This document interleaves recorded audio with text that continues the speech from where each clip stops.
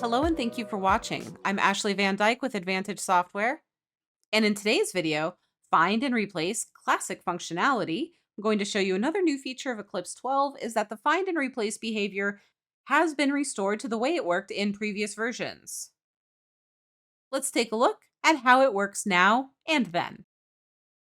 I have a document open, and if I press F5 or hyperkey F to open the Find window, I can type in a word and type in a replacement. And if I press OK, I'm now given the option to replace words just like normal. But if I press All, I'm again prompted that the document has reached the end, and I'm asked if I want to keep searching or stop here. I may want to keep searching if I started my find and replace in the middle of a document, but I want it to apply to the whole document. Or I might want to stop searching if I want my find and replace to apply only from this point down. No matter what you choose, Eclipse will continue searching if appropriate, and then now it will again tell you how many items it replaced.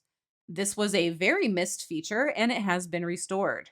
Eclipse will again let you know how many words it replaced when you use the find and replace function every time. Don't forget that Advantage Software offers anytime support.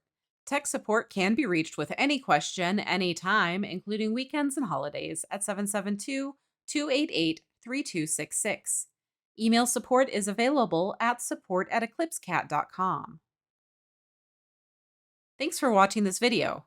Please hit the thumbs up button, subscribe to our channel, and turn on notifications so that you'll be notified when we publish new content in the future. Thank you so much and have a great day.